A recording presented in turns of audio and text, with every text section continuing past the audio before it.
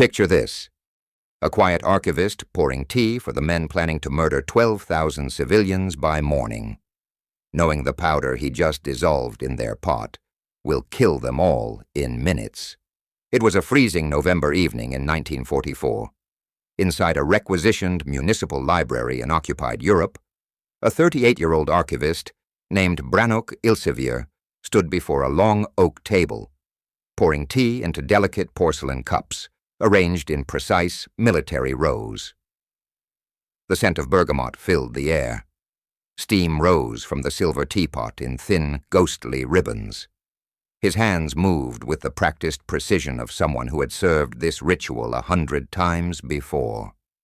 But hidden inside a hollowed bookspine on the shelf behind him, tucked between volumes of confiscated chemistry texts, was a sealed vial containing a deadly powder.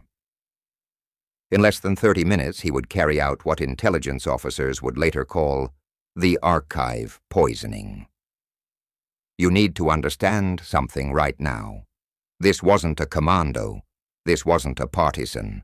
This was a man who had spent 15 years teaching cataloging theory, the belief that order preserves truth. He had dedicated his life to the preservation of knowledge. He had taken professional oaths to protect information, to remain neutral, to serve scholarship above politics. He had never held a weapon. He had never sabotaged infrastructure. He had never even refused a direct order. But on that November evening, Brannock Ilsevier made a decision that would expose one of the war's darkest truths: that some acts of resistance are anticipated, that some massacres are inevitable, and that sometimes the bravest thing a man can do changes nothing at all. The question isn't whether he poisoned the tea. The question is how a man trained to preserve life decided to weaponize knowledge, and what it means when your enemy was waiting for you to act. Before we go any further, I need you to do something. Hit that subscribe button right now. Because here's what you need to understand. The reason you've never heard of Brannock Ilsevier isn't an accident. It's not because his story wasn't important enough. It's because powerful people deliberately buried it. They misfiled the records. They sealed the archives.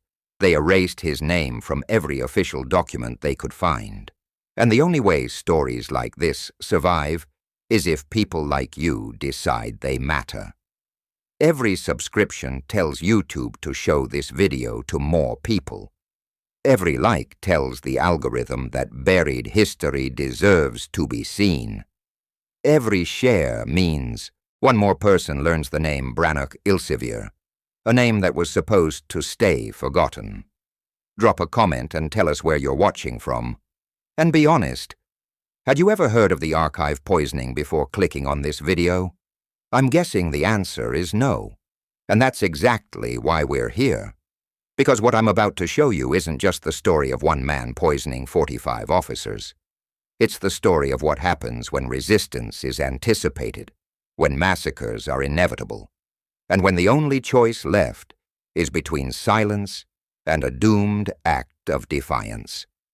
Now let me take you back to where this really started.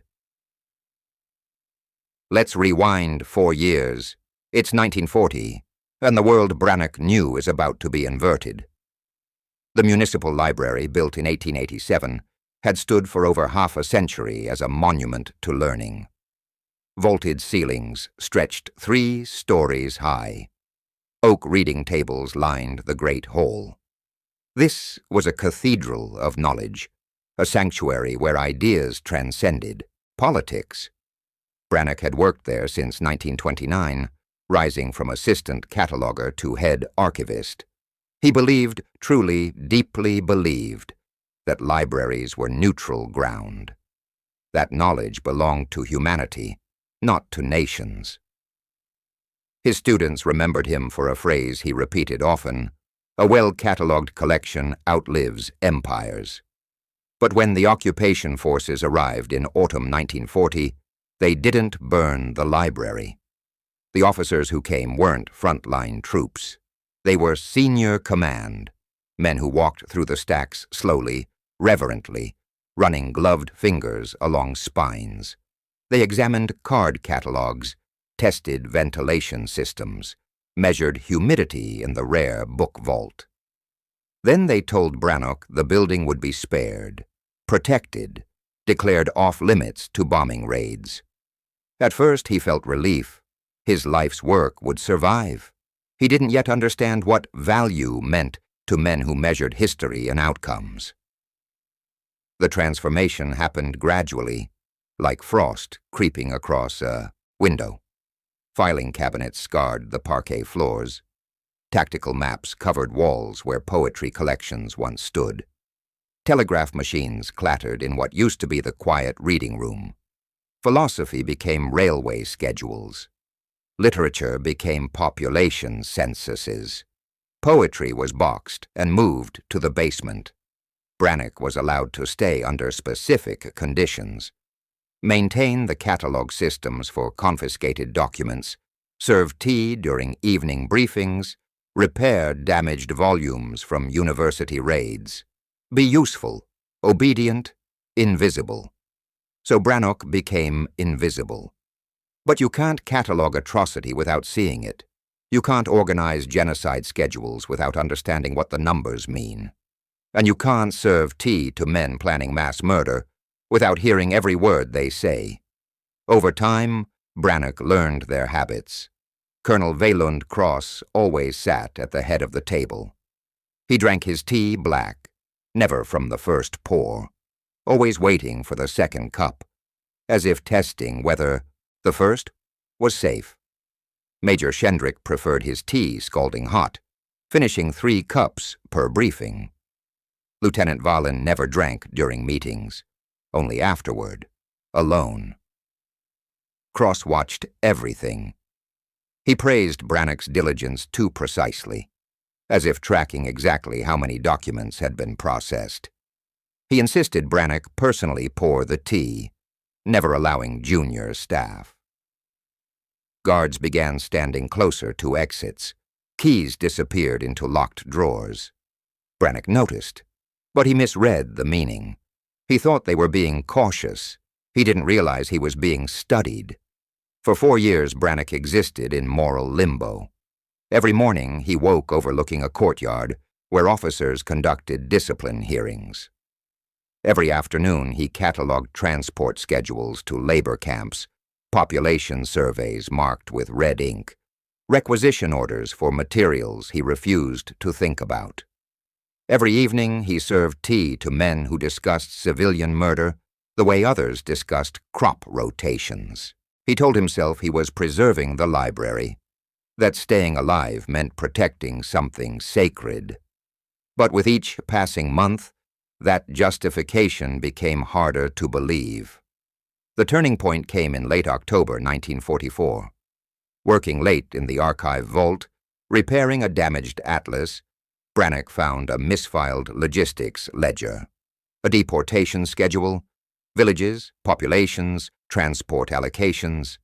Nothing unusual, until he saw the addendum in red ink. Civilian action authorized 03 Novi, regardless of partisan activity. Proceed with Protocol 7 as scheduled. Cross. The massacre wasn't conditional, wasn't retaliation. It was scheduled, pre-authorized, inevitable. That night, something inside Brannock shattered. Every document he'd preserved had enabled extermination logistics.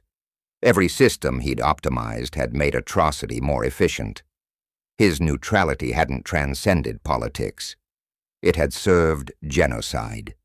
The library wasn't a sanctuary.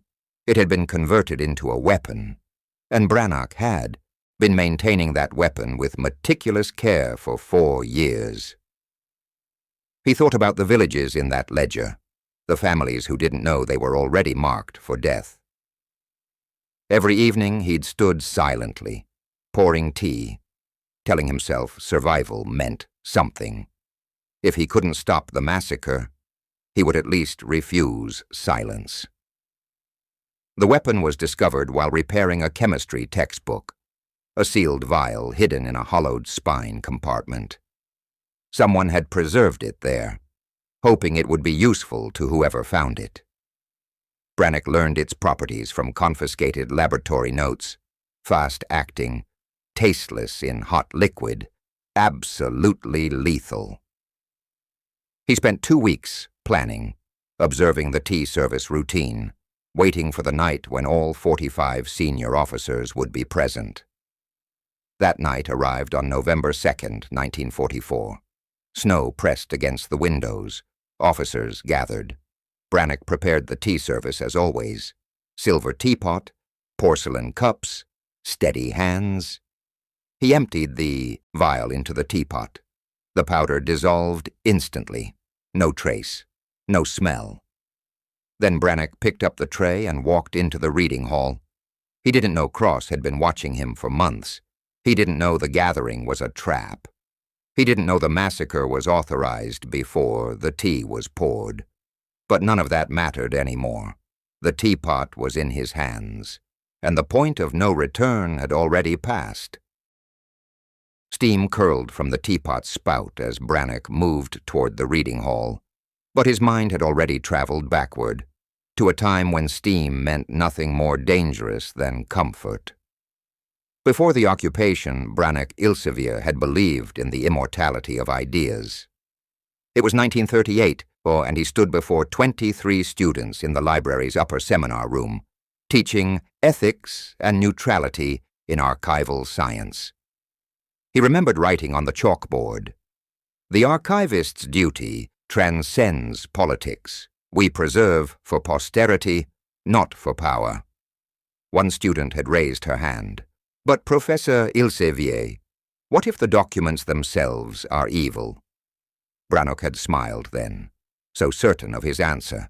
"We preserve the record so future generations can learn from past mistakes. Destruction is censorship. Preservation is truth." He'd believed that. God, he'd really believed that. The library in those days had been exactly what he'd promised: a sanctuary. The reading hall hummed with the particular silence of concentrated thought. Pages turning, pencils scratching, whispered questions. Brannock lived above it all, literally and figuratively, in the apartment that came with his position. His life had the geometric simplicity of a well-organized card catalog. Everything in its place, everything retrievable, everything preserved. Then September 1940 arrived, and with it, the convoy. Brannock had expected fire. But the officers who came weren't carrying torches. They were carrying clipboards. Colonel Vaillant Cross entered first, steel-gray eyes moving across the space like a surveyor measuring property. He walked the perimeter slowly, touching nothing, seeing everything. He paused at the card catalog, pulled out 3 cards at random, read them, and nodded. "You are the head archivist?"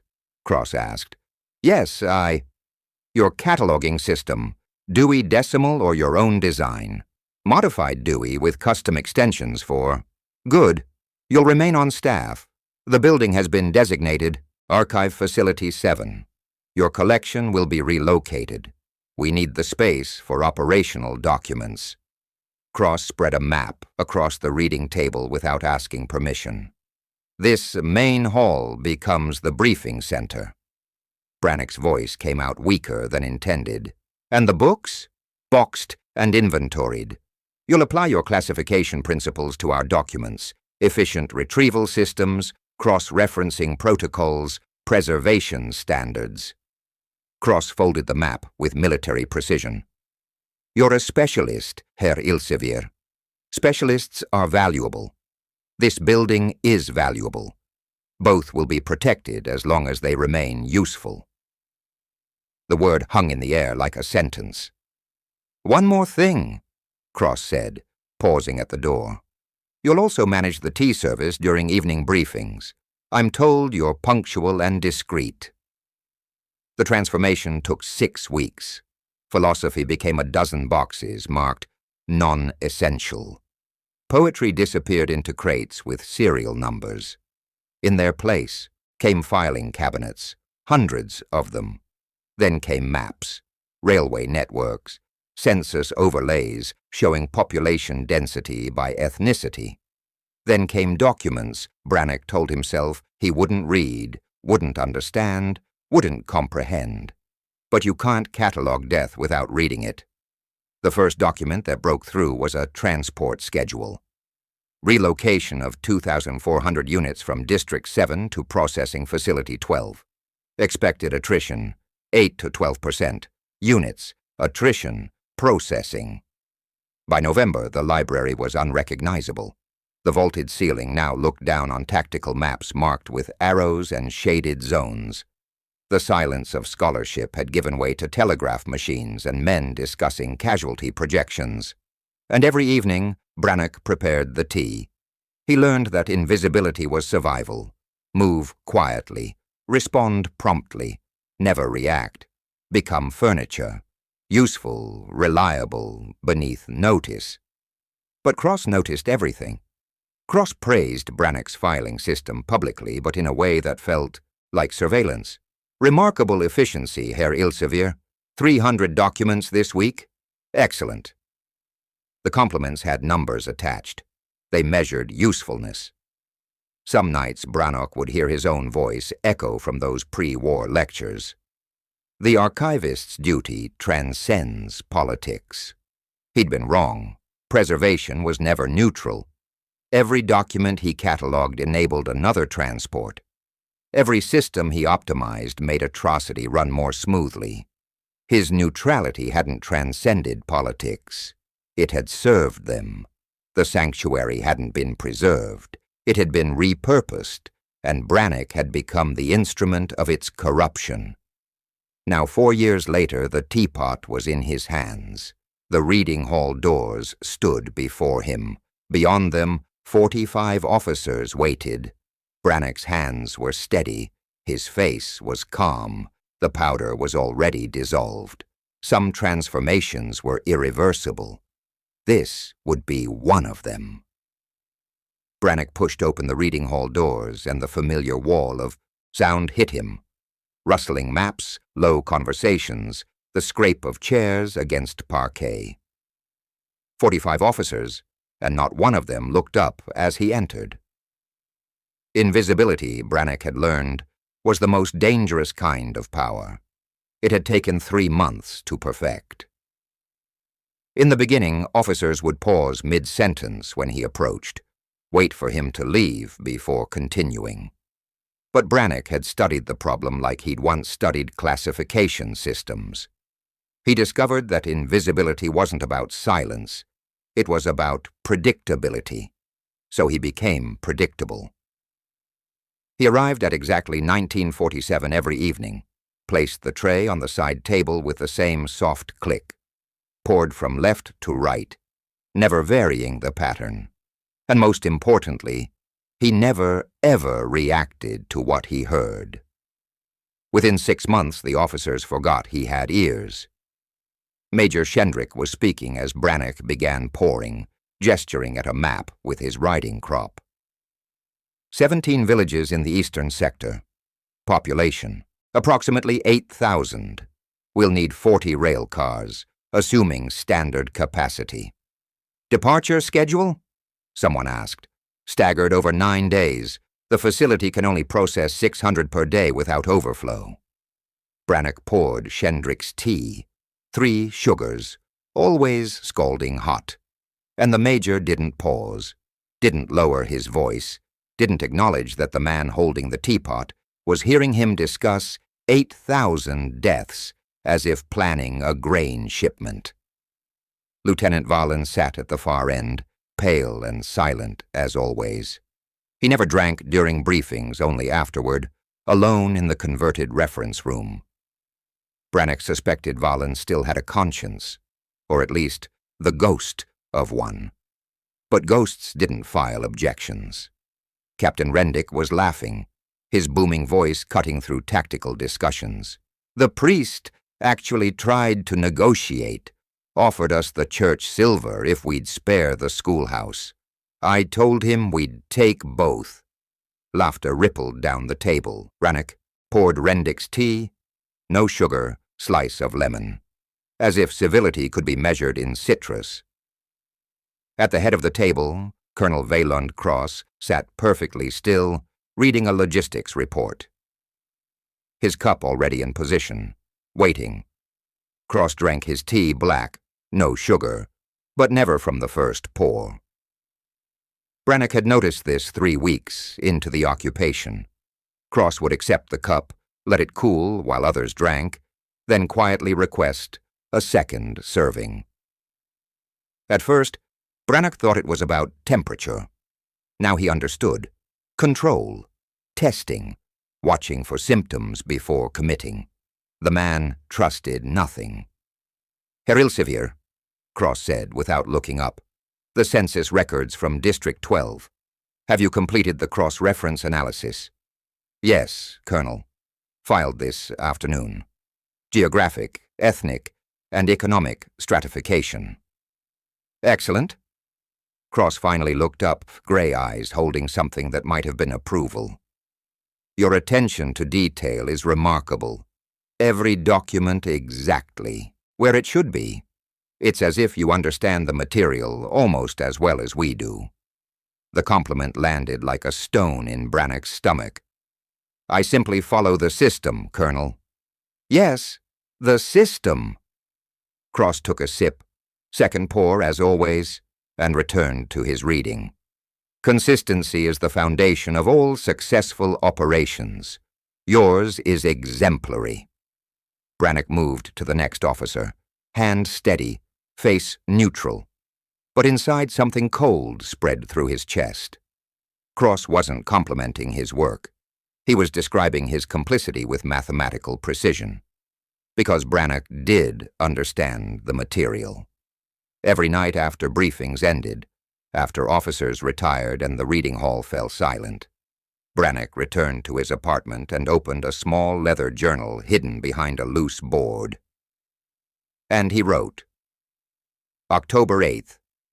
Major Shendrick approved Protocol 9 for Creston Village, population 340, children to be separated prior to transport. Cross countersigned. October 15th.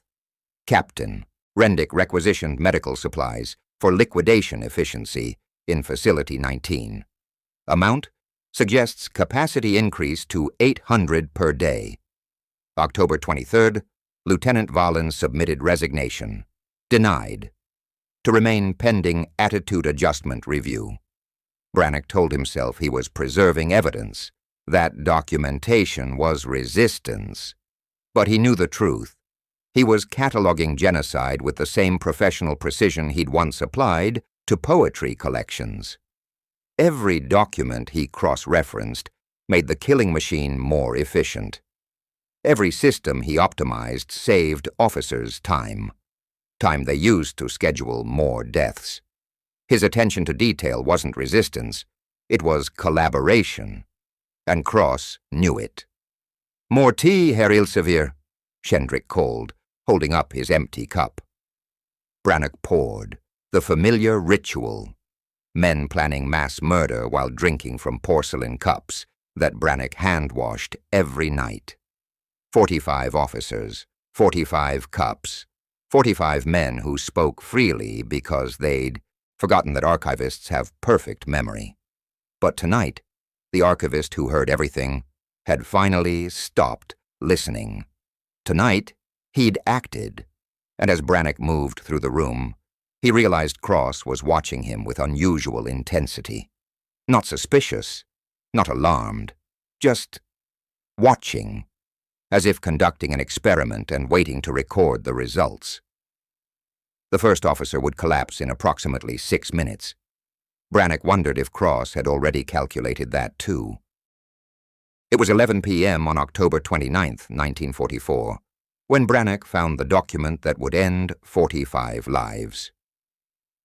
He was alone in the archive vault, 3 floors below the reading hall, repairing a damaged logistics ledger that had come in that afternoon from a district headquarters raid. The leather binding had split along the spine, and several pages threatened to detach completely. Standard preservation work. Routine.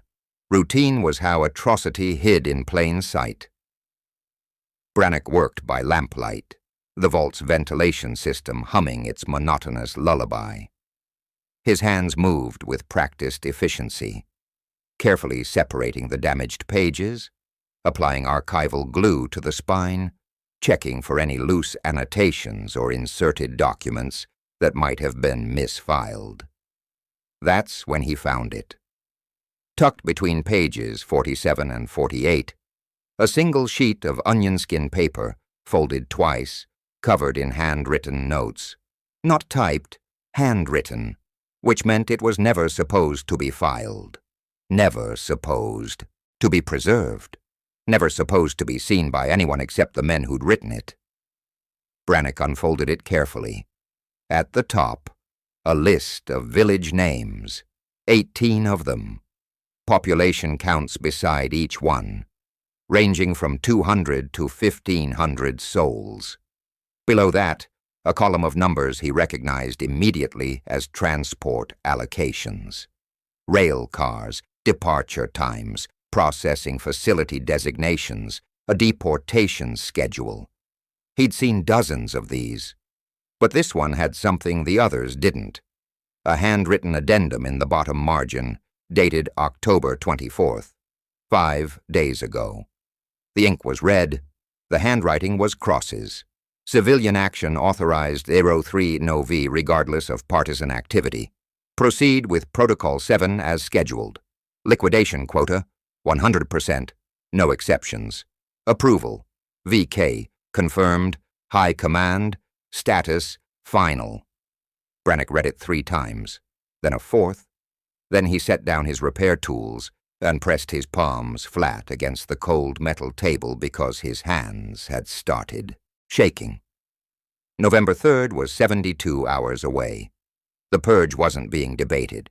It wasn't being planned. It wasn't contingent on resistance or retaliation or any justification at all.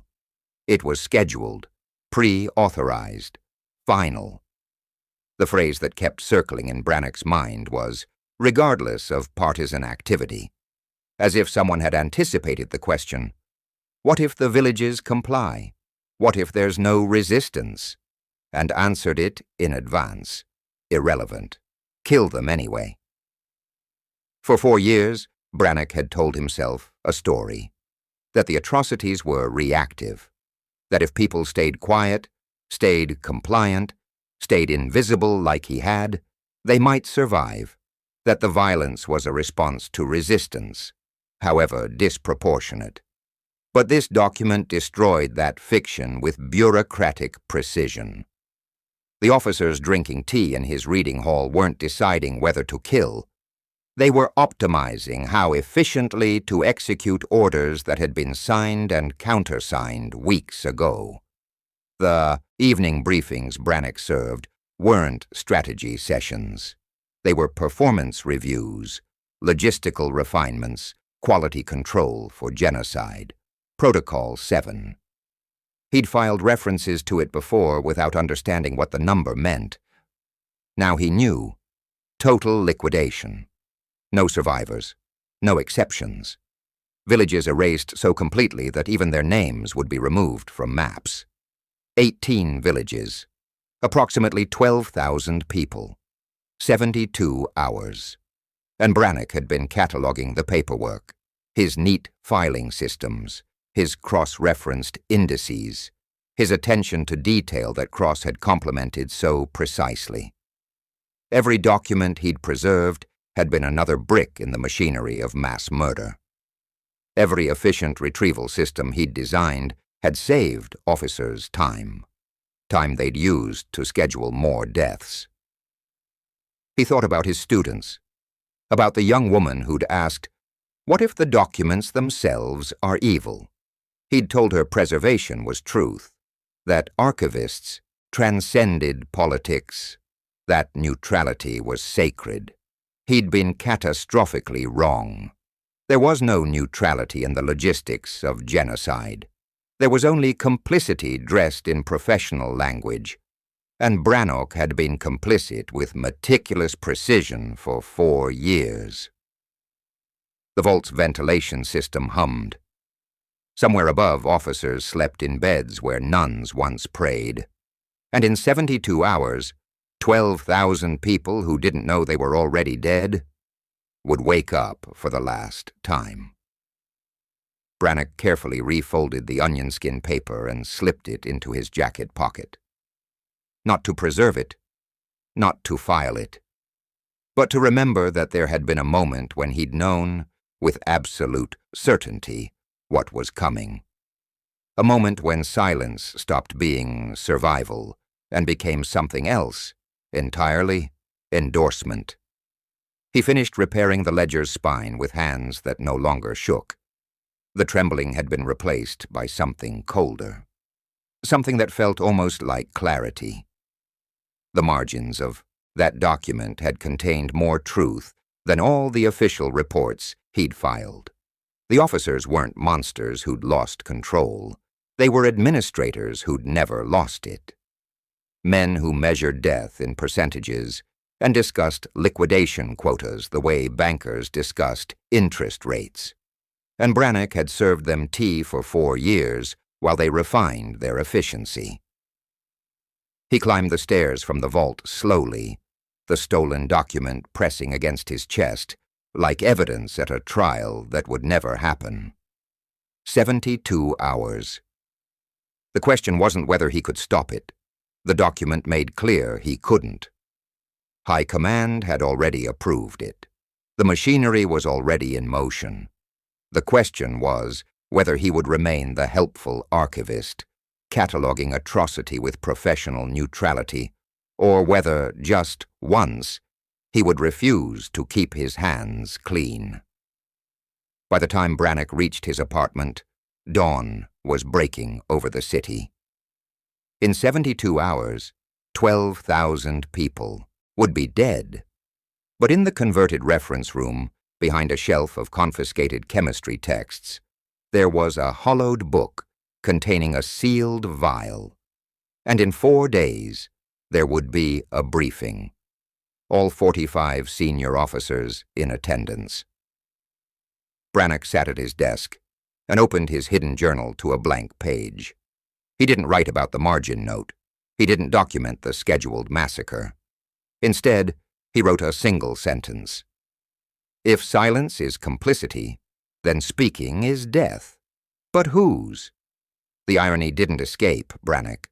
The weapon that would kill 45 officers had been stored in their own archive for 3 years. He found it on November 1st, 2 days after discovering the margin note, while repairing a chemistry textbook from the University of Heidelberg. The binding had cracked, causing the spine to separate, a common problem with academic volumes subjected to rough handling during confiscation raids. Brannock had repaired this exact damage hundreds of times. He worked in the small conservation room adjacent to the vault, surrounded by book presses, archival glue, and replacement leather.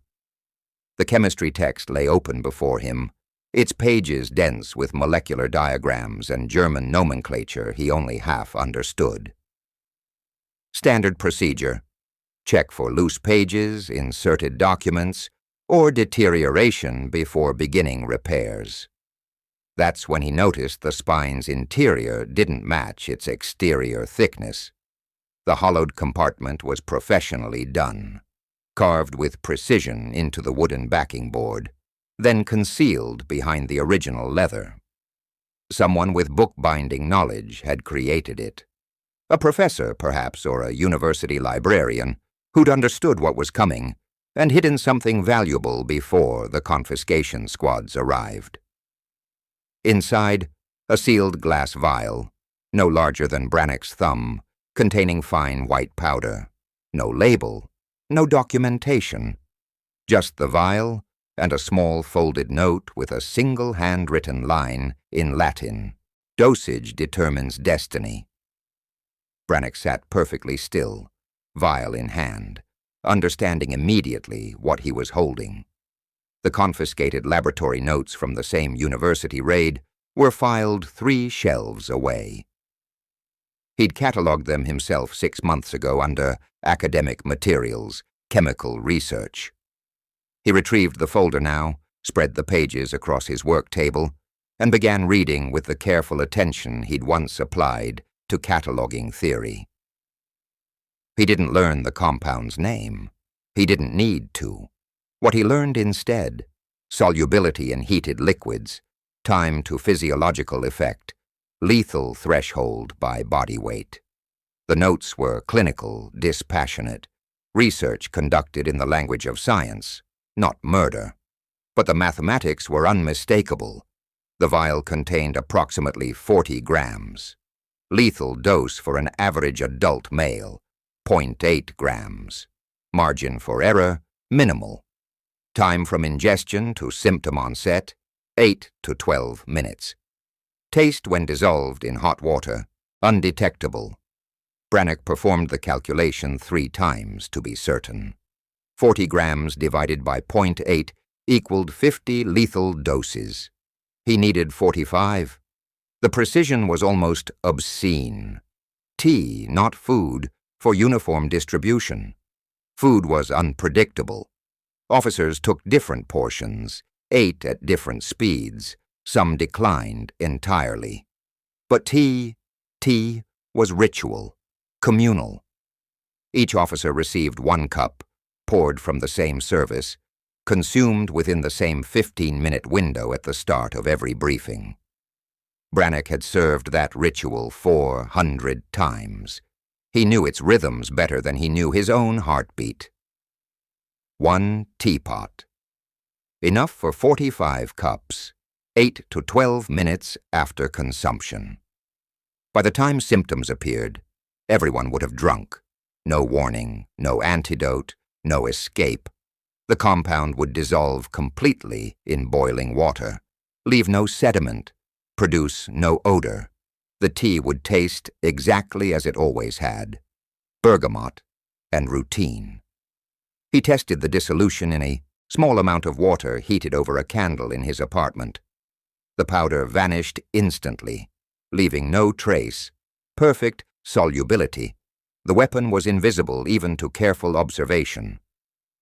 Then, on the afternoon of November 2nd, Cross changed the briefing protocol.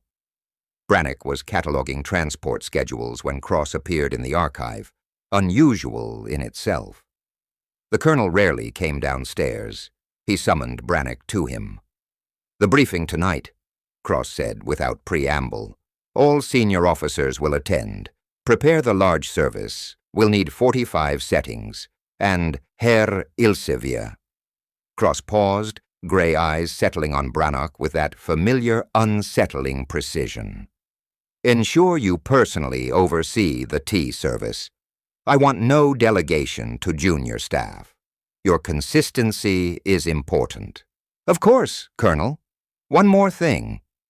Cross gestured toward the reading hall above them. "Security protocols are being updated. You'll notice guards positioned near the exits during the briefing. Routine precaution. Don't let it distract you." Brannock kept his face neutral. "Understood." After Cross left, Brannock stood motionless in the archive, listening to the colonel's footsteps fade up the stairs.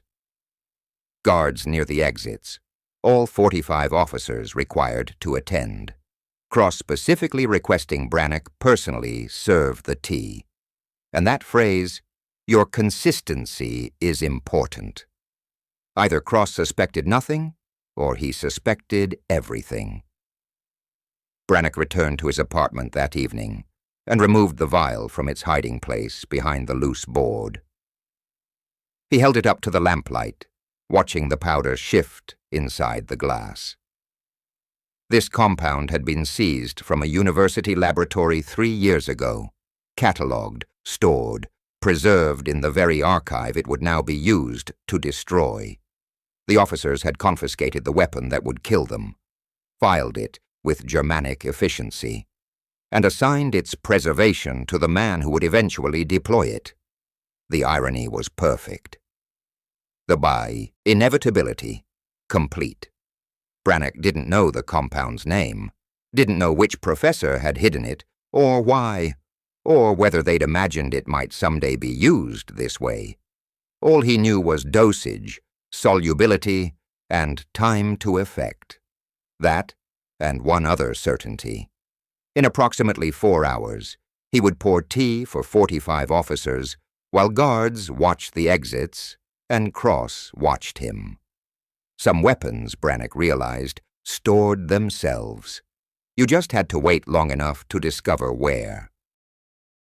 Snow pressed against the library's tall windows, each flake illuminated briefly by lamplight before disappearing into the November darkness beyond.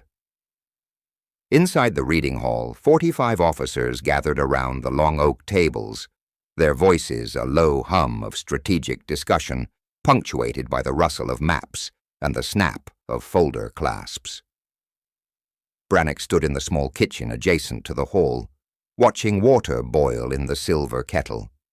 Steam rose in a thin column, fogging the window that separated him from the men who had corrupted his sanctuary. His hands were steady. He'd thought they might shake, thought there might be some physical manifestation of what he was about to do. Trembling fingers, racing pulse, the body's instinctive rejection of crossing this particular threshold. But his hands remained as steady as they'd been every other evening for 4 years. Muscle memory, perhaps. Or maybe the body understood what the mind had already accepted. This wasn't a decision being made. In the moment. It was a decision that had been made 72 hours ago when he'd read that margin note. Civilian action authorized 03 NOV, regardless of partisan activity. Tomorrow. The massacre would begin tomorrow, whether Brannock acted tonight or not. 12,000 people were already dead in every way that mattered. The orders signed, the trains scheduled, the processing quotas established. His action or inaction would change nothing about their fate. This wasn't about changing history. This was about refusing to serve tea while history repeated itself. Brannock removed the vial from his jacket pocket, unsealed it, poured the fine white powder into the silver teapot in one continuous motion. 40 grams dissolving into boiling water with perfect, invisible efficiency. The compound left no trace, no sediment, no smell, just bergamot and certainty. He placed the teapot on the tray alongside 45 porcelain cups, arranged in precise rows, sugar bowl, cream pitcher, small, plate of biscuits no one would eat. Everything exactly as it had been 400 times before. Then Brannock picked up the tray and pushed through the kitchen door into the reading hall. No one looked up. Major Shendrick was mid-sentence, gesturing at a map with his riding crop. Liquidation efficiency has improved to 87%. If we maintain that rate through the winter operations... Brannock placed the tray on the side table with the familiar soft click. Began pouring from left to right, never varying the pattern. The ritual that had made him invisible now made him lethal.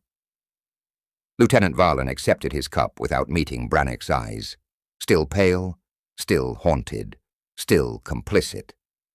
Captain Rendick was laughing about something, his booming voice cutting through tactical discussions. He took his cup, no sugar, slice of lemon, and continued his story without pause. Major Shendrick held out his cup for the 3 sugars he always demanded. Hotter tonight, Ilsivir. Excellent. Brannock poured for 44 officers while Colonel Cross watched from the head of the table. Cross's cup sat in its usual position, waiting, but the colonel made no move toward it. He was reading a document, seemingly absorbed, his gray eyes tracking lines of text with that familiar, methodical precision. The last cup was poured, the tea service complete. Officers lifted their cups almost in unison. the reflexive gesture of men for whom this ritual had become background noise to the serious work of planning death. Steam rose from 44 cups. Conversations continued. Maps were annotated. Orders were discussed. And Colonel Wayland Cross, sitting perfectly still at the head of the table, did not reach for his tea. Brannock's breath stopped in his chest. 8 to 12 minutes, the laboratory notes had specified. Symptom onset would be sudden, simultaneous, unmistakable. He returned the empty teapot to the side table, maintaining the routine. He should leave, now. That was protocol. Serve the tea, exit quietly, return in 30 minutes to clear the service. But his feet wouldn't move, because Cross still hadn't touched his cup, was sitting with his hands folded on the table, document before him, eyes moving across text that Brannock suddenly understood he wasn't actually reading. The colonel was waiting. Around the table, officers drank. Shendrick finished half his cup in 2 swallows. Rendick sipped while making notes on a transport schedule. Valen took a small, reluctant drink, as if tea could settle whatever turmoil remained in his conscience. 44 cups, 44 men, 8 minutes remaining, and Cross, calm and motionless, watching his document like a man conducting an experiment and waiting patiently to record the results. The snow continued falling outside the windows. Inside, the reading hall hummed with the ordinary sounds of extraordinary evil being discussed in professional language. Population quotas. Processing capacity. Liquidation efficiency. Words that meant murder, but sounded like management. Brannock stood by the side table, tray in hand, invisible as always. Except he wasn't invisible anymore. He was the point of no return, embodied. The powder was dissolved, the tea was drunk, the threshold was crossed, and somewhere in the mathematics of inevitability, 44 officers had approximately 7 minutes left to discuss atrocities they would never commit. Major Shendrick reached for his second cup. Colonel Cross's remained untouched, and Brannock understood, with sudden and absolute clarity, that nothing he'd planned was going to happen the way he'd imagined. The trap had already been set. He just hadn't realized he was inside it. The first officer collapsed at 1958. Major Shendrick, mid-sentence about transport logistics, stopped speaking. His hand went to his throat. The writing crop clattered against the table. He tried to stand, managed half the motion, then slumped forward into his maps, scattering papers across the floor. For 3 seconds, no one moved. Then Lieutenant Valen gasped, a wet, desperate sound, and gripped the table's edge. His chair scraped backward. His cup fell, tea spreading across classified documents in a dark stain that looked almost like blood. Then the room erupted. Captain Rendick was on his feet, shouting orders that dissolved into choking. An officer whose name Brannock had never learned staggered toward the door, collapsed halfway. Another vomited onto the parquet floor that Brannock had maintained for 15 years. Chairs overturned. Men clawed at their collars. Someone screamed for medics. Someone else screamed for God. The sounds were animal, primitive. The professional language of genocide stripped away to reveal what had always been underneath. Men dying badly, calling for mothers and mercy, finding neither. Brannock stood frozen by the side table, tray still in his hands, watching the mathematics of lethality prove themselves with clinical precision. 8 to 12 minutes, the notes had specified. It had been 9. Then the panic stopped. Not because the dying stopped. Men were still convulsing, still gasping, still collapsing across tables where they'd planned massacres over porcelain cups. But because Colonel Wayland Cross stood up. He rose slowly, deliberately, the way a professor might stand to address a lecture hall. His movements were calm, unhurried. He surveyed the chaos with the same methodical precision he brought to reading logistics reports. His teacup sat before him, still full, still steaming, untouched. "Seal the doors," Cross said quietly. 2 guards appeared from positions near the exits. The guards Cross had specifically mentioned yesterday, the routine precaution Brannock wasn't supposed to notice. They moved with practiced efficiency, closing and bolting the reading hall's main doors, cutting off any escape. Cross walked slowly around the table, stepping over a fallen officer without looking down. His boots made soft clicks against the parquet. When he reached Brannock, he stopped. "The archive was compromised," Cross said, his gray eyes holding Brannock's with terrible clarity. "Now we know how." The words landed like physical blows. Brannock's mouth opened. No sound came out. "You misunderstood your role, Herr Elsevier." Cross gestured at the dying men around them as if indicating misplaced library books. "For 3 months I've suspected a security breach, documents appearing in partisan communications, intelligence compromised with remarkable precision, someone with access, someone invisible." He paused. Someone who heard everything and was presumed to remember nothing. Around them officers were still dying. Shendrick had gone still, face pressed against his maps. Valen was on the floor, curled like a child, no longer haunted by anything. The sounds were diminishing. Gasps becoming silence, chaos becoming stillness. Cross pulled a folded document from his jacket. "Arrest protocols for archive staff. Prepared and authorized November 1st. I was waiting to see which method you'd choose. Poison seemed most likely for someone of your temperament. November 1st. The day Brannock found the margin note. The day he decided to act. The civilian operation you discovered," Cross continued almost conversationally, "was authorized October 24th. Retaliation protocols were established simultaneously. Whether you acted or not was irrelevant to operational outcomes. The massacres proceed on schedule." He refolded the document with careful precision.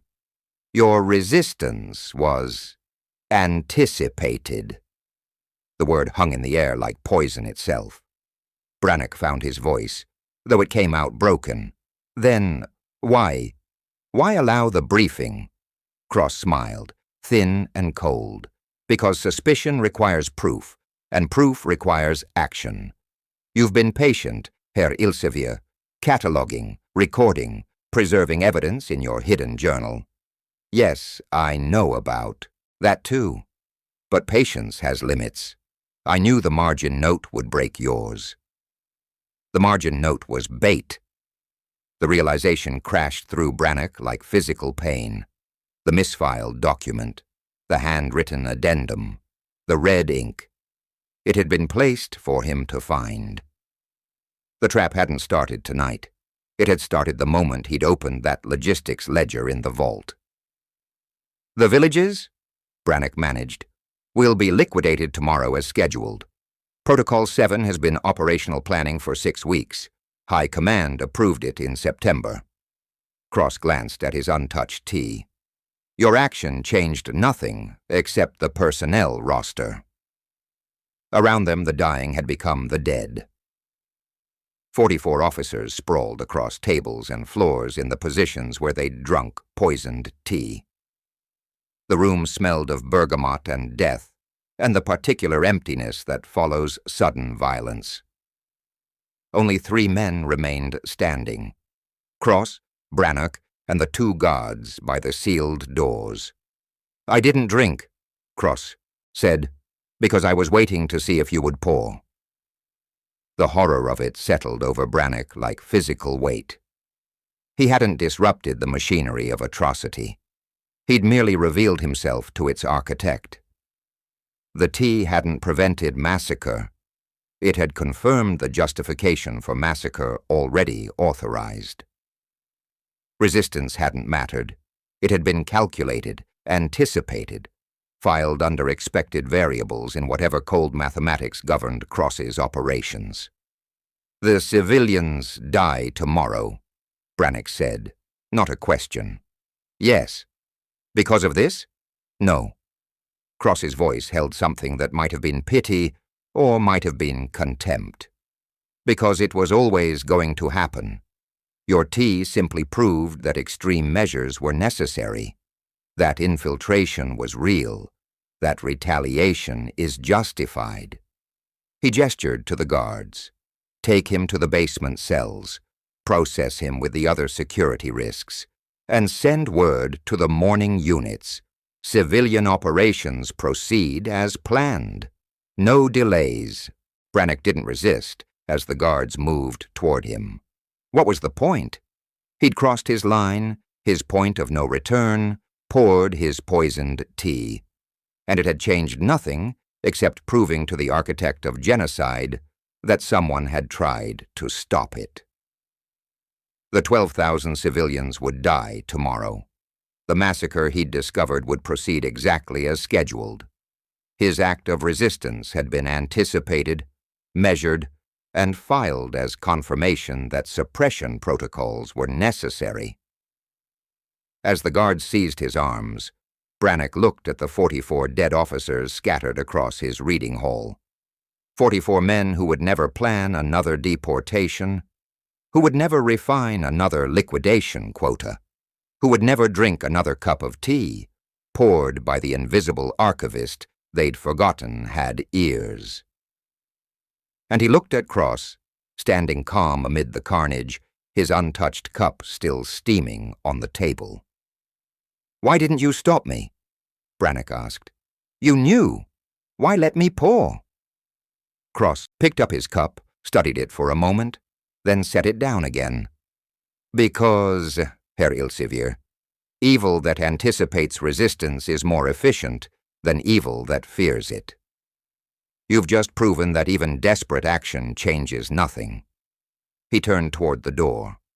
"That lesson, properly documented, is worth 44 officers." The guards dragged Brannock toward the basement stairs. Behind him, the reading hall fell silent except for the soft sound of snow against windows and the cooling bodies of men who died believing they were invincible.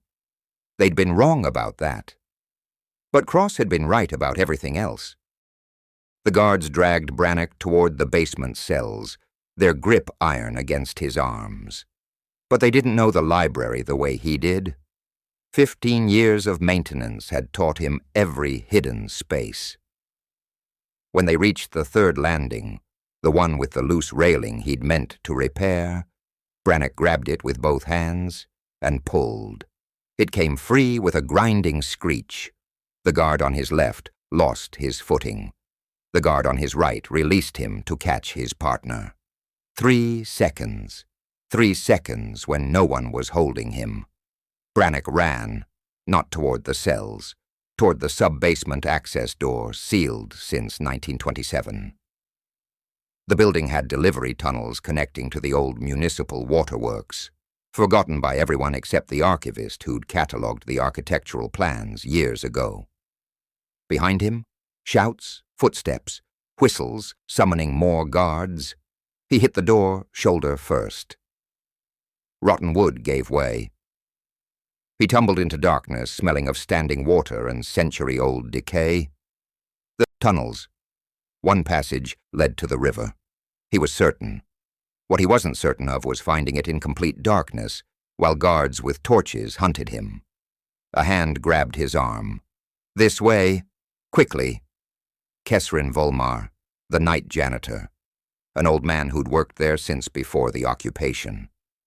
"There's a gate 50 meters ahead," Kesrin whispered. "I left it unlatched." "Why?" "Because I saw what you poured. Because someone needed to try." They moved together through darkness, Kesrin navigating by memory. The passage narrowed, descended. Behind them, torchlight flickered, orders shouted.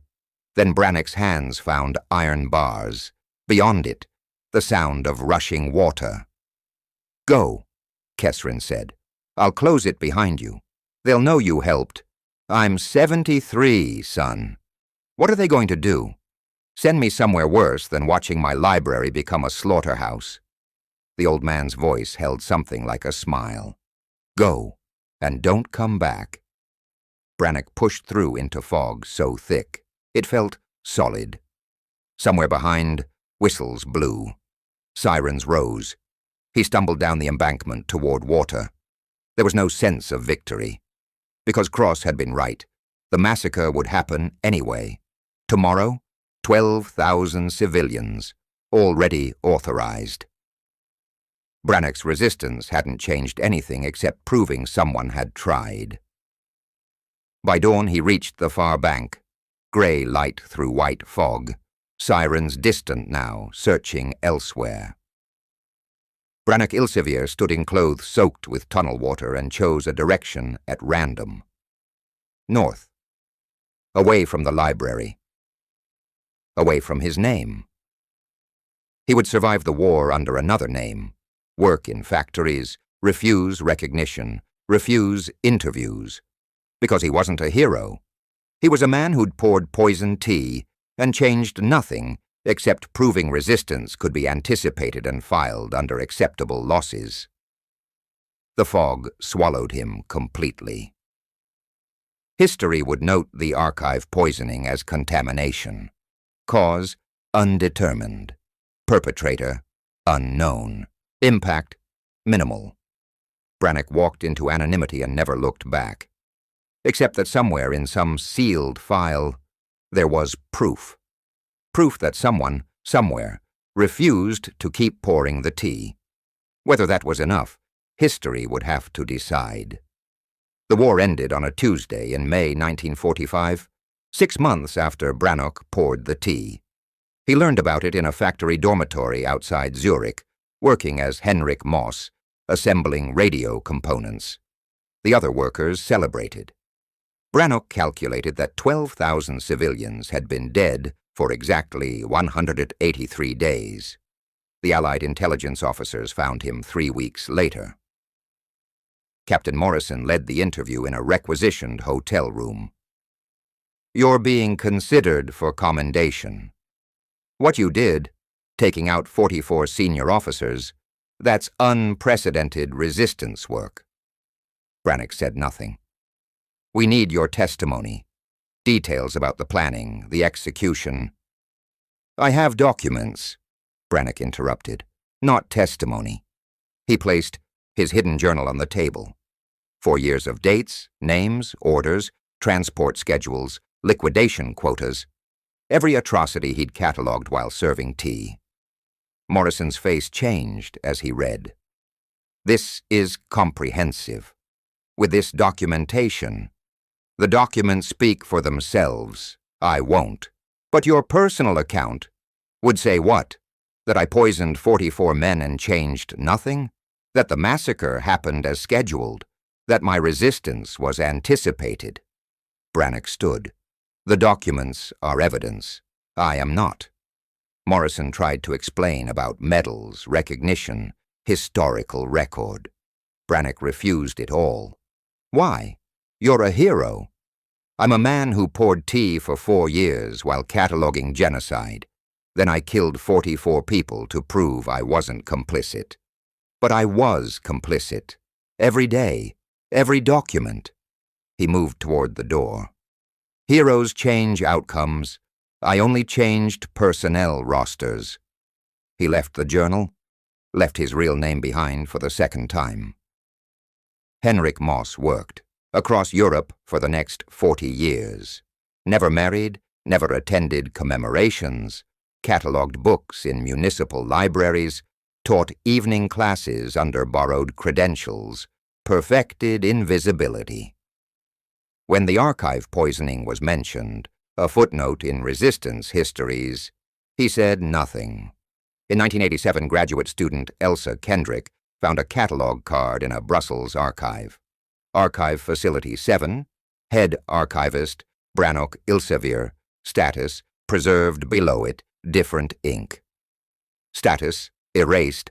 Authority, VK, date, 04 Novi, 1944, marked twice. Once for preservation, once for erasure. She tracked the story, found Morrison's notes, found the journal, found a retired librarian in Lyon named Henrik Moss, who was actually Brannock Elsevier, age 81. Did it matter? Elsa asked, holding the card.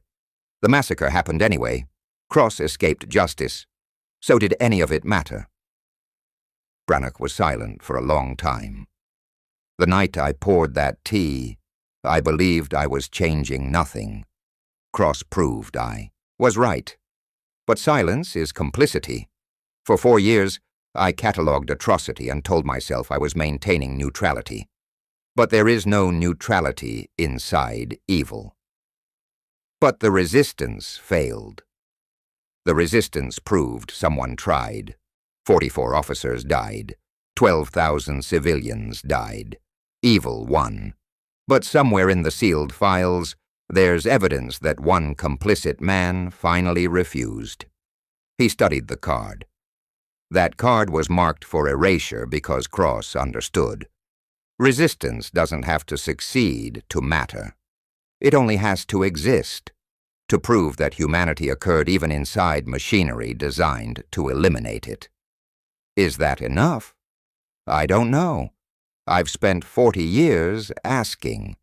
But if humanity is measured by our response to inevitable evil, then the only evidence we existed is that someone, somewhere, refused. Elsa published her dissertation in 1989. Brannock died 3 months later. No honors, no recognition. But historians continued asking the question he never stopped asking.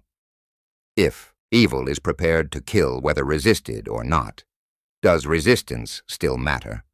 Or is resistance the only evidence that someone, somewhere, refused to drink the tea? The catalog card, marked for preservation, marked for erasure, surviving both, suggests an answer. Resistance matters not because it changes everything. It matters because it proves that someone tried. And in the mathematics of inevitable evil, proof of trying might be the only humanity we have left. If this story disturbed you, it should, because the uncomfortable truth about resistance isn't that it always wins. It's that sometimes it doesn't win at all, and we have to decide if trying still matters. Brannock Elsevier poured that tea knowing it would change nothing. He killed 44 officers and 12,000 civilians died anyway. But his refusal to stay silent, his choice to act even when action was futile, that's what separated him from the machinery of genocide. That's what made him human in a system designed to eliminate humanity. Subscribe to this channel if you want more stories that don't give you easy answers. Hit that like button if you think YouTube needs more history that asks hard questions, instead of selling comfortable lies. Because we're not here to make you feel good. We're here to make you think, and drop a comment. If you knew your resistance wouldn't change the outcome, would you still resist? Or is staying alive always the right choice? Because there's another story waiting for you. One that's going to test that answer in ways you're not ready for. Click the video on your screen now. It's about a choice even more impossible than Brannock's. And I promise, by the end of it, you'll understand exactly why some stories refuse to stay buried. Don't let the algorithm bury this one. Subscribe, like, share, and let's make sure people like Brannock Elsevier, people who tried even when trying was doomed, don't get erased a second time.